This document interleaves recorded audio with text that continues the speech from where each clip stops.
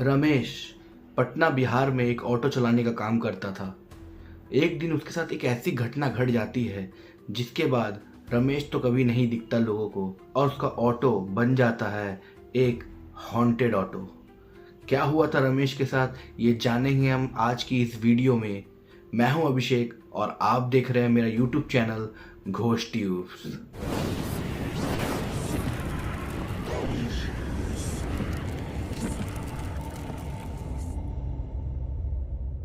रमेश एक रात को अपनी सवारियों को पटना स्टेशन छोड़ के वापस अपने घर की तरफ आ रहा होता है।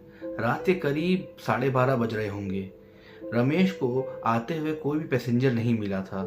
रमेश यही सोचता हुआ आ रहा था कि अगर एक दो पैसेंजर मिल जाते तो उसकी कुछ कमाई हो जाती घर जाते जाते।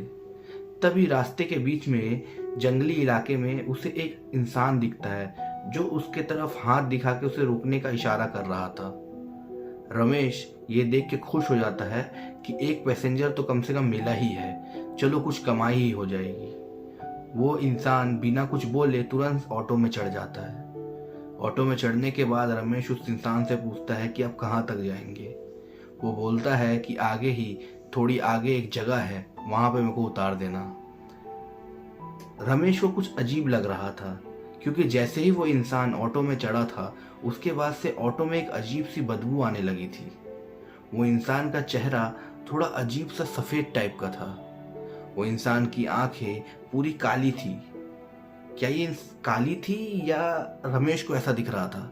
रमेश को कुछ समझ नहीं आ रहा था। वो इंसान जब कुछ नहीं बोल रहा होता है तो पूरे ऑटो में एक ऐसा सन्नाटा पसरा हुआ होता है जिसे महसूस करके रमेश बहुत ही ज़्यादा डर रहा होता है। वो अपने लुकिंग मिरर में देखता है, वो इंसान अजीब तरीके से रमेश को ही देख रहा था और जैसे ही उसकी आंख उस पैसेंजर के आंख में मिलती है वो पैसेंजर थोड़ा सा हंस देता है और ये देख के रमेश अपना सर नीचे कर लेता है और सामने रोड की तरफ देखने लगता है।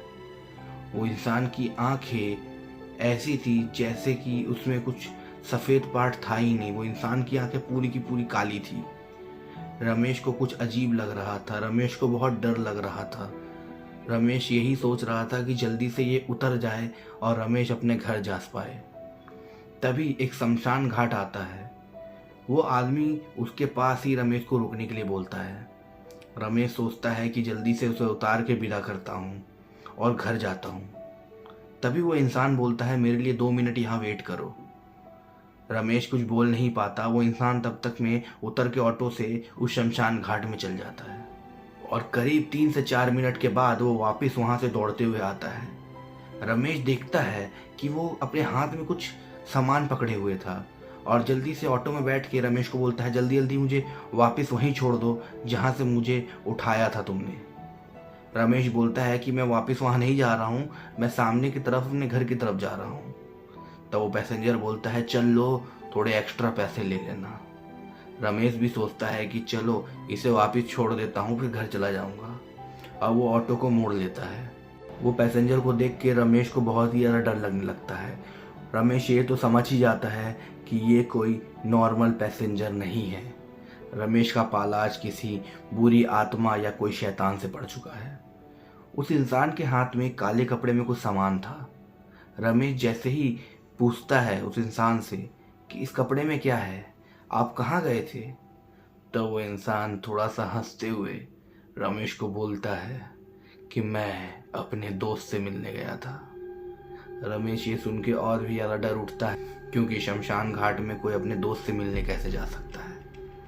और जैसे ही उसके हाथ में जो काले कपड़े में सामान था उसकी तरफ रमेश की नज़र पड़ती है तो रमेश ये देखता है कि उसमें एक इंसानी खोपड़ी थी और तभी डर के मारे वो ऑटो को और जल्दी चलाने लगता है। तभी वो पैसेंजर उसके कंधे के पास आता है और बोलता है, तुम्हें मुझे वहां से नहीं उठाना चाहिए था। और ये बोल के हंसता है। रमेश तब वो पैसेंजर के दांत देखता है। वो दांत इंसान के नहीं लग रहे थे, वो किसी जंगली जानवर के लग रहे थे। लग रहे थे कि शेर और भेड़िए के मिक्स कोई दांत है। इतने नोकीले दांत किसी इंसान के हो ही नहीं सकते थे। और वो इंसान जैसे ही हंसता है पूरा ऑटो गूंज उठता है उसकी हंसी से। तभी ना जाने रमेश की वो जो ऑटो था वो बंद पड़ जाता है। रमेश उस ऑटो को चलाने की बहुत कोशिश करता है, ऑटो स्टार्ट ही नहीं हो रहा था। तभी वो इंसान बहुत जोर जोर से हंसने लगता है। रमेश पागल होके ऑटो से निकलता है और भाग जाता है। आओ रमेश, इधर आओ, मेरे पास आओ रमेश। थोड़ी देर बाद रमेश जब वापस अपनी ऑटो को लेने के लिए आता है तो देखता है ऑटो खाली था। वो अपने ऑटो को लेके घर पे चला जाता है।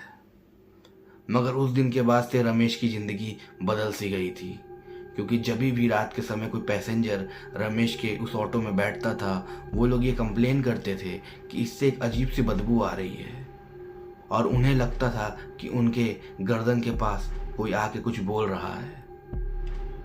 लोग रमेश की ऑटो के बारे में उल्टे फुल्टे बातें करने लगे थे। ये बोलने लगे थे कि रमेश का जो ऑटो है वो हॉन्टेड हो चुका है।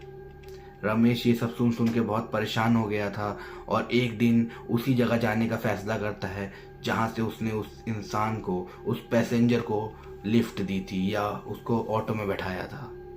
वो उसी जगह जाता है रात के 2:30 बजे और उस इंसान को चिल्ला चिल्ला के बुलाने लगता है। थोड़ी देर बाद जब वो अपने ऑटो में देखता है तो वही पैसेंजर उसके ऑटो में बैठा हुआ था। रमेश पूछता है कि तुमने मेरे ऑटो के साथ क्या किया है, और रमेश चिल्लाने लगता है कि मेरी ऑटो को छोड़ दो, मेरा यही खाने पीने का जरिया है, यही मेरी ज़िंदगी की कमाई है, मैं इसी से अपना घर परिवार चलाता हूँ।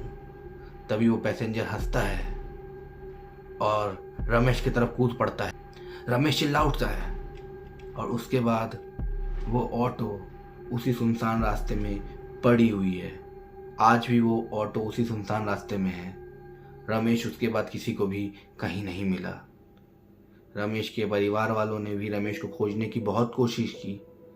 रमेश कहाँ चला गया किसी को नहीं पता चला, और वो ऑटो को लोग हॉन्टेड मानते हैं, क्योंकि जब भी रात के समय कोई इंसान उस ऑटो के पास से गुजरता है तो उस ऑटो से किसी की कुछ बोलने की आवाज़ें आती है, उस ऑटो से किसी की परछाई दिखती है। ऐसा लगता है कि कोई उस ऑटो में बैठा है और बात कर रहा है और हमें उस ऑटो में बुला रहा है। इसलिए लोग उस ऑटो के पास से जाना अवॉइड ही करते हैं रात में। तो ये थी आज की स्टोरी। ये स्टोरी आपको कैसी लगी ये मुझे कमेंट में ज़रूर बताइएगा, और अगर आपको ये स्टोरी अच्छी लगी है तो हमारे चैनल को लाइक करें, सब्सक्राइब करें, और अगर आपके पास कुछ ऐसी हॉरर स्टोरीज़ है जो आप मुझे भेज सके और मैं उसे अपने आवाज़ में नरेट कर पाऊँ तो मुझे ज़रूर भेजें। मेरा जो नंबर है वो डिस्क्रिप्शन में है। तो मिलते हैं आपसे अगली वीडियो में, तब तक के लिए बाय।